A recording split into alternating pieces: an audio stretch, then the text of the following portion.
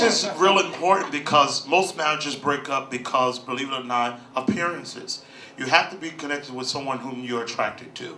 You got to know that you have a physical attraction as well as an emotional, spiritual, and those other attractions. And so communication is very key here because you have to tell me what you like and what you don't like, what turns you on, what turns you off.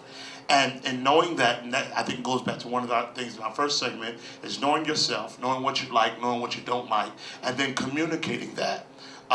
One thing when we first got married, my wife used to wear these wonderful, very comfortable in the winter flannel pajamas. She was looking for them one winter, and it was. And I'm a cheap landlord. I'm a slumlord. My heat don't go above 72 in my house. I like the cold. I like her, and so she was looking for her flannel pajamas, and she didn't know that they had all spontaneously combust and blew up and burned and ripped, and there were no more left. But I replaced them with what I would like her to wear to bed. I put in her drawer what I want to see her in our bed. And so it's sharing that and communicating that, and then getting to some range of compromise when that moment comes. And so personal grooming is very, very important. I always often ask my wife, how is this pouch? Do you like this right here? Is this all right? Is this comfortable? Or do you want me to do some sit-ups? And so she says, no, it's comfortable because I want to lay on it like a pillow. And I'm like, okay, that's cool then. It's going to stay right there. I'll make it bigger. I'll get a piece of chicken. So know what you want to communicate that. I think it's extremely important for two reasons. On the one side, how you feel about yourself is very, very much tied to how you look, especially for women, and it is true for men. So when you're talking about building up your own confidence and how you feel about yourself, it should be reflected in how you go out. My mother always said, never go outside with a scarf on your head, or things like that. Just things like that. So, just for your own sake, whether you're looking for a man or not looking for a man, for your own sake, for your own feel good, you should look good every day. You should be able to look in the mirror and say, I don't care what kind of flaws you have, big nose, wide teeth, whatever it is. You should just be able to look in the mirror, be okay with your flaws, and feel good. And grooming is really an important part of that. If you don't have your hair done, it's hard to look in the mirror and say, look how good I look.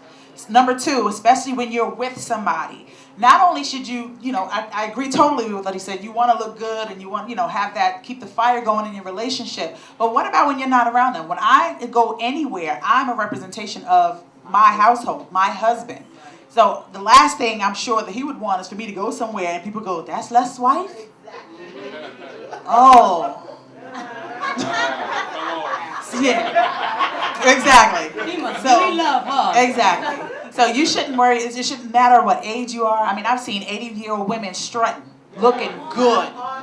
It doesn't matter how old you are. It doesn't matter what your size is. It's really an internal thing. And when it comes to a relationship, you should want to look good for your man, and you should represent him when you're around him and when you're not around him. And it's vice versa for the men. You go somewhere, you run into your girlfriend, your wife, your girlfriend's friend. They shouldn't be looking at you like, oh, that's who she with. Oh, okay. It shouldn't be like that. Thank you, sis. Thank you. So what we're going to do, we're going to ask the audience now. Mr. Daniels, can you please ask one of the ladies your pick? He's coming to you, ladies. He's coming. I know he already came to you. She like, you better not come back to me. We got one volunteer, so rest of y'all lucky. With grooming, I respect all the panelists' opinions, but the problem that I have, and I think many women will have also, is okay, in the beginning, they smelling good, they looking good. Then when you get close, they act like they ain't got to wash, they got to put on cologne, they got to get their hair sized up. But when they was courting you, that was happening because they want that from you. So what you do about that? Wow. I think you just got to how the person met you in the beginning is what they fell for. So I think you got to maintain that. So I think she's got a great point. Take a picture of them and show it to them. Say, listen, this is what I'm looking at. And how did we get here? And sometimes when you see the photo of yourself, it says a whole lot and say, so why'd you let yourself get here? Because this is not the person I fell for. And let them know that you're serious. Because sometimes a person does get lapsed.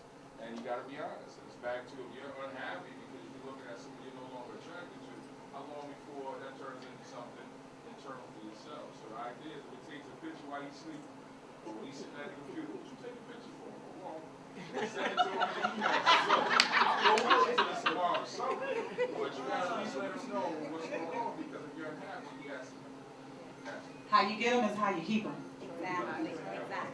Can I say this real quick? Trickery. That there is a level, real quickly, there's a level of understanding and compromise in relationship, because once you get married, we've been doing this 12 years now. I don't know, somebody in this room probably been doing it more, but there's a time that my breath and her breath stink. There's a time that she is going to have a rag on her head, and I'm not going to shave, and I've been doing lots of things, and I haven't taken a shower yet. But it's going to happen. It's the inevitable. We can't expect this supermodel to come in my house every day. So there's a proper level of expectation, and that's oftentimes, and certainly that's not the sister, I know, but oftentimes we have this false sense of expectation. We also set ourselves up for disappointment. So you didn't marry a supermodel 24/7. They're not going to be there 24/7. But if they've fallen off, communicate that. Hey, you lost it. What happened? Come back. I tell you all the time, I ain't listening. Anyone else from the audience? Yeah, what you can also do is like you can buy her or him little things, little hints, you know, like cologne, perfume, you know, maybe some clothes, some nice shoes, you know, the way that you want them to look. All those little hints will help, you know, along the way. Sure. Definitely. Any other gentlemen? We'll come to you in a second. Actually, Mr. Daniels will come to you. Mr. Townsend, Yes. would you like to reflect on that question? I think what the brother was saying is all true. What the pastor was saying is definitely true, because at times, I mean, I've never been married, but been in relationships, and I can't expect the model to come through my door every day. You know what I mean? Like, I gotta understand that there's gonna be days she's working all day, so she's gonna come home, she's gonna be bothered, her hair's gonna sweat. That within itself is gonna get any black woman upset. But, you know, so I gotta expect those things, you know? That's basically what it is. Okay, so we have also in this segment, compromising, but understanding you have to smell nice, look nice sometimes. How you got them is how you have to keep them. What else did we say? Earlier we talked about BO, spoke about height, crusty feet, teeth, bad breath. So taking care of yourself is important not only for you, but for your potential mate or your present mate. Okay, great.